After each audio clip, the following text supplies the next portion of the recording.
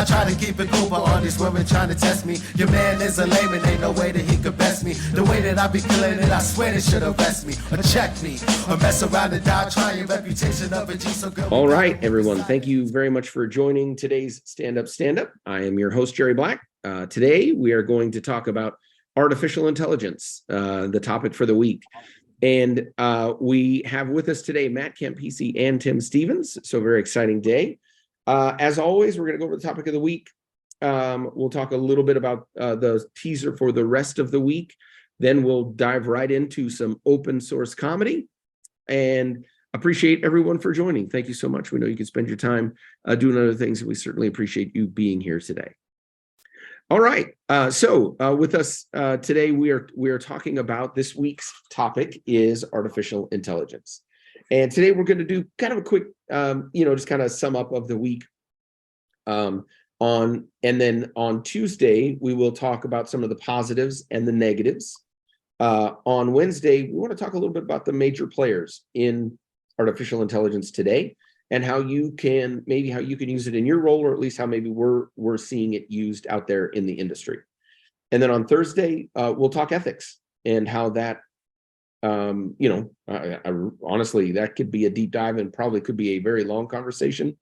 And we'll see how that one plays out. And then on Friday, we are going to do something a little bit lighter hearted. We're going to jump into movie comparisons. So we're just going to bring our favorite movie that involves artificial intelligence, and we'll talk about how that has played out, or how close it is to what's really happening, or how far off it is from actually happening. So that's the schedule for the week. Today, as the intro, artificial intelligence, what is it? And I've gone back and forth on this all over the place, and I'll certainly toss it to you guys as well. From my perspective, it's pretty basic, right? It's a computer that has enough access to enough information and has enough programming so that it can mimic a human in how it responds, as opposed to just responding with almost sort of pre-coded answers. And it is able to learn, as opposed to someone having to go in and code a response to every potential question ever asked. So that's kind of my take on it. Matt, any thoughts on your side, or how else you would define it, or other characteristics of it that you would call it? No, the one thing that I just learned recently is just this concept called a prompt engineer. Is that the skills to actually create a good, call it input, the prompt, and engineering the questions so that you're maximizing things that you get back. That's interesting. That there's a kind of a new engineer out on the market, or a new kind of role, and getting smart about just how you ask it so you can maybe maximize that database that you were saying, Jerry, that it could respond and maybe get the answers you want a little faster and not so much extra fluff. Yeah, it's crazy. Prompt engineer is like I've seen that as well. It's like a new job. Like, oh yeah, you're just good at writing questions. But I always thought, like, if it has access to the entire internet, and so it knows essentially all of human knowledge, one of these, an artificial intelligence system could quote unquote know all of human knowledge if we gave it access to everything everywhere. So and this sounds a little heretic, so I'd be careful with how I say it, but it almost makes it a god in a way, right? Like, it's all knowing. So all of our science, all of those things. So then the question becomes if you had access to God, what question would you ask him? Well, in this way, that's kind of what that prompt engineer is, right? Like, if you have access to all the world's knowledge, we've been using Google, and it's funny because I would have told you nobody can ever replace Google. I mean, Google's, how are you going to displace Google? Knows it all, right? Man, if Google doesn't have, and they just released Bard, but if Google doesn't step in here, they could be wiped out very quickly. Because why would you search with, like, you have to, you almost have to figure out your search. And the chat GPT and those things, you could be, I can ask it dumb questions and it still answers like I'm smart. So anyways, how about you, Tim? Any other insights? God, you look great today, by the way. I know Tim is gorgeous. gorgeous. Thank you. I took some vitamins this morning. That's probably what you're seeing there. I get probably was more referring to the quality of your camera, the angle, the lighting. I mean, you look great. I appreciate it. Yeah, I mean, every day, try to get better, right? Try to improve what we're doing here. And as mentioned before, we're visual creatures as humans. So if I can spend a little dough to make myself look a little better than, what God has blessed me with, and hopefully that needs more visibility on the internet. Artificial intelligence. There's so much that I could probably cover, but I'll spare you guys. The one term that comes to mind with artificial intelligence is superhuman cognitive abilities, the term. And the difference, Jerry, you mentioned Google. The difference between Google and, I would say, an open artificial intelligence model, because that's the term that most of the developers are using to describe AI, is AI has the ability to not only retain information and gather and compile information like a database, like a repo, but it has the ability to take that information and then take feedback from humans and evolve and get better.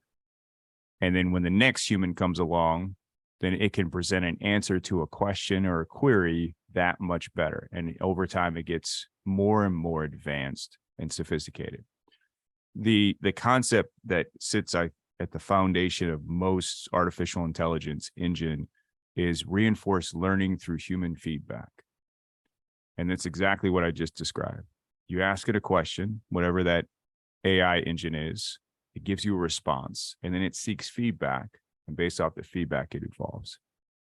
So we are certainly at the brink of some exciting times, but also some uncertainty. And we will cover, as Jerry mentioned, more in depth, kind of the ethics behind artificial intelligence and what we are playing with here and what we're flirting with, in my mind. But in a nutshell, AI is a super human entity that is frankly very scary. I have a quick one. This is on this idea. And I know we're going to talk about later in the week. We're talking about how you use AI in your jobs and just doing quick searches. There's a lot of AI generated jokes out there, which is a little scary for, It is. those of us who maybe want to be in the conferences that the damn AI is already kind of ripping us off. But with that lead in, it was just interesting. This is not a AI generated joke. So I'm hoping there was a human behind this, but it was searched by a human using the old fashioned boring Google. So my wife was asking me why I talk so softly in the house. And I was telling her, I said, well, I don't want Mark Zuckerberg to hear what we're talking about. So she started laughing. I started laughing. Siri started laughing. And Alexa started laughing. Yep. Yeah. I think one of the most interesting experiments I have seen with that is be within earshot of, your intelligent devices and talk about in enough detail about a very obscure sports player. And then within 15 to 20 minutes, you will probably get an ad for a jersey for that very obscure sports player. Ooh. And there is no way that just so happens that plays out. So you can certainly figure out which ones. And then it's almost interesting because you can turn off one, just literally turn them off.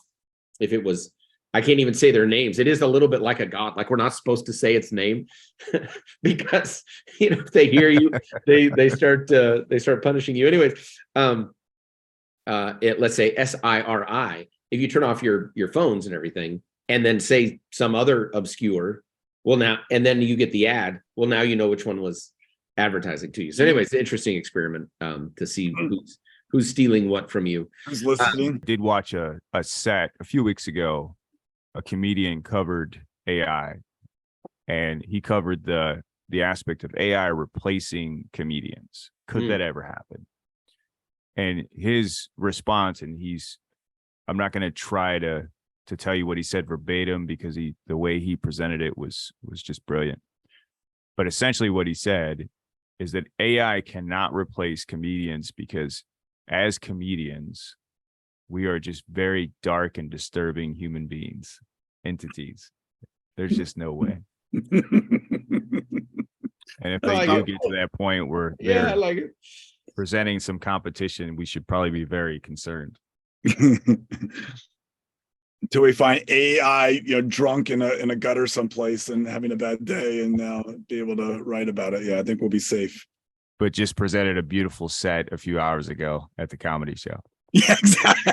Yeah, we should be concerned if that, becomes a Yes. situation. Yes. Yeah, or live streams, right, of non-existent humans that are doing jokes, and ultimately you find out that's not even a human. Yeah. As well, That's they could scary. never be on stage per se, right? Or they Right. could, but that'd be a long ways off. Right. Certainly could be doing their own bits. Come watch my live stream, and with deep fakes. I mean, shoot, you could have Donald Trump and Biden doing stand up.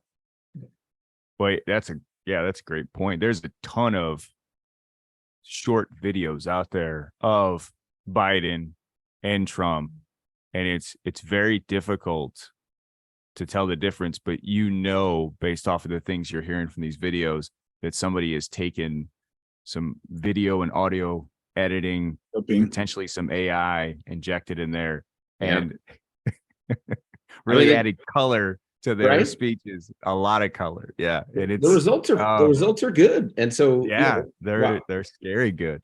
Absolutely. So human connection and live performance, I think, is where you kind of say people still want it. And so how do we, if you're looking into the future of, but what if, well, so what stays the same? People still want to be connected. People still want to interact with each other, and people still want to go to live performances. So that's where we can still pursue things. So I thought, AI is only as good, they'll say AI is only as good as the people that train it, right? So, or that write the code so that it trains itself. So that it's only as good as that.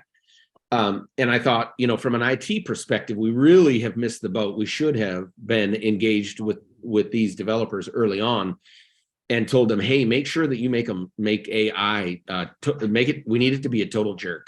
It needs to be snarky and nasty, so that when you ask it a question, it responds exactly like an IT person. I mean, you will know that it wasn't IT. You will know that it was artificial intelligence when you get this really nice email back from your customer support person, and it's just eloquent and nice and makes you feel good about yourself. Yeah, that was artificial intelligence. That wasn't us. There's no way that was us. And I thought, the Google engineers talked about how they were actually putting emotion into the artificial intelligence, trying to make it mimic human emotions. And I thought, oh, great, guys, because what's the Achilles heel of all of IT? Yeah, emotions. So let's program that into the computer so we don't understand them either. I mean, we struggle with women and men, and now you're going to throw in, oh, and by the way, I made the computers harder to understand. And then I thought, if it did have emotion, what would happen, right? So like you come in the morning and somebody says, hey, why is the internet so slow today? You're like, well, the network switch was getting made fun of by some of the routers because they said it was just a dumb switch, didn't have any routing capability. And so it's just really depressed. So it's just running slow today. So don't worry, I'll talk to it. I'll see if I can get it to operate a little faster. Let me go in and talk with it. Talk.